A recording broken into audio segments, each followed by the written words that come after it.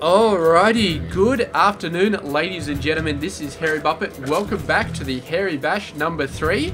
We've just finished watching Arthur and Petrify go at it.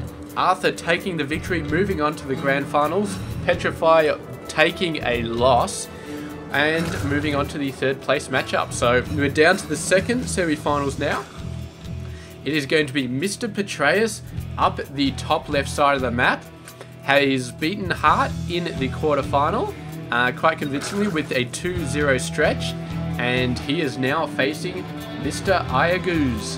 Mr. Aya. I'm not sure how to say his name, but we'll have to figure it out during these games. So yes, he is only Terran player left in the tournament since Petraeus took out Hart. He did take out Akira, otherwise known as Sol, in the quarterfinal, but unfortunately he never sent me the replays, so we never got to see those games.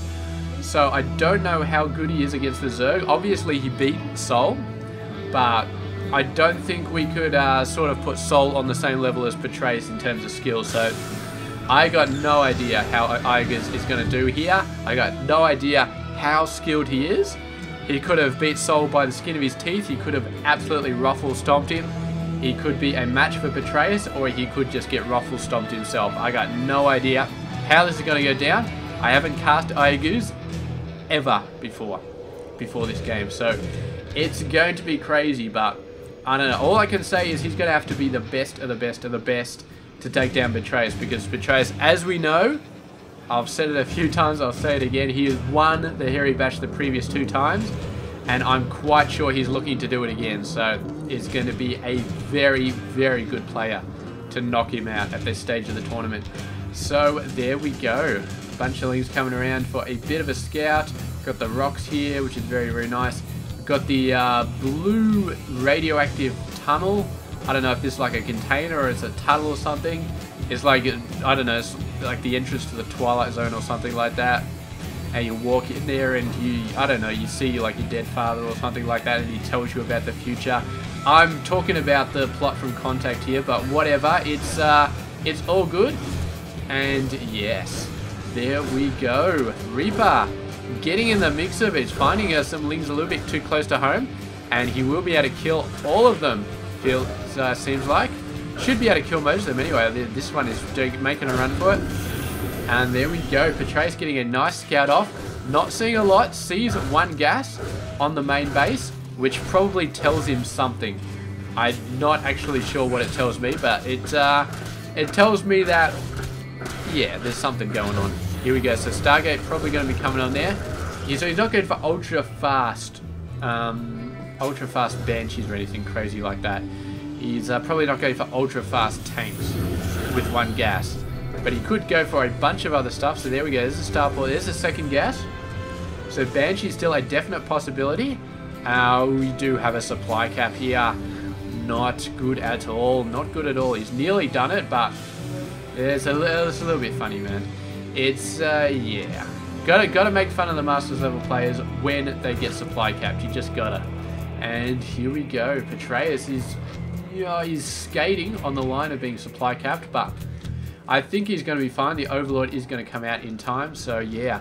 We could play, like, cast an entire game where we just watch how close they get to getting supply capped, and be like, oh, he's very, very close there. No, looks like he's going to pull through. Oh, the other player's getting very close.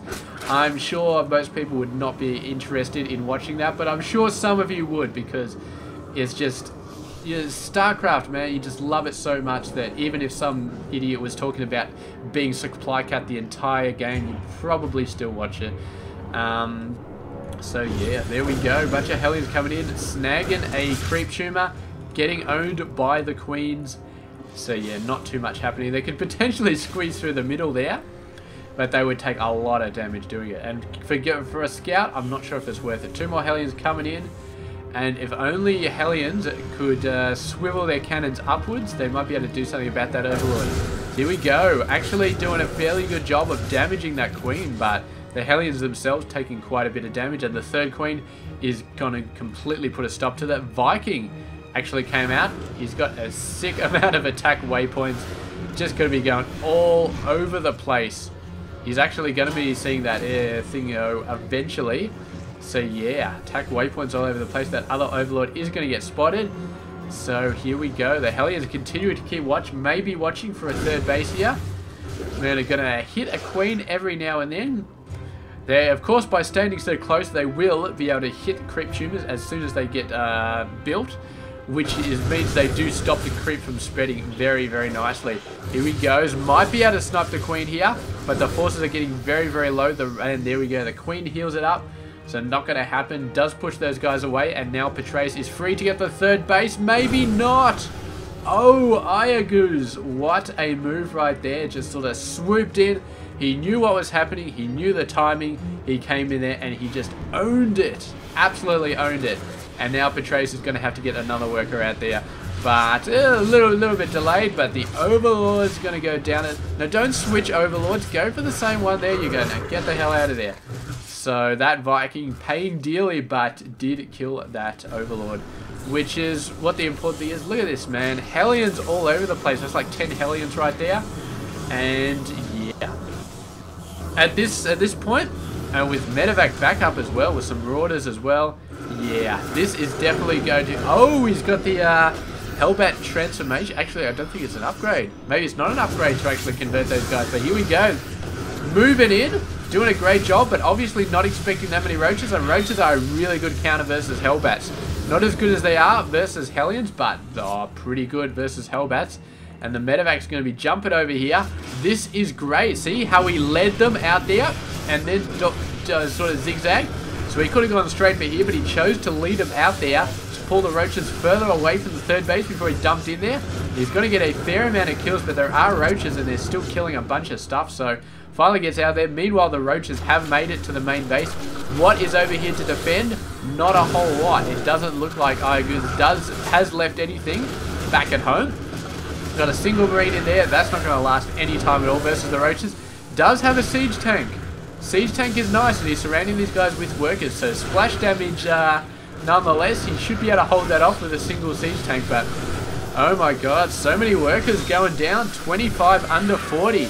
He may hold off here, but the economic damage I think has been well and truly done right here. He's up high enough to get vision. The Roach is down on the low ground hitting the tank, and Iaguz just given the GG as soon as that tank went down. He knew that tank was the only thing that was going to save him, and there we go. There's a supply drop on that supply depot right there. Oh my god, I'm not even going to say anything.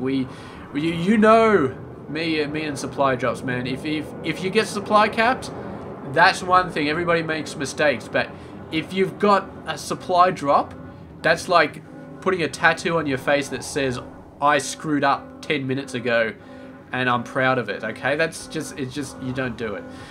So anyway, there we go. And the question is does the supply drop show that Iaguz is going to lose the second game?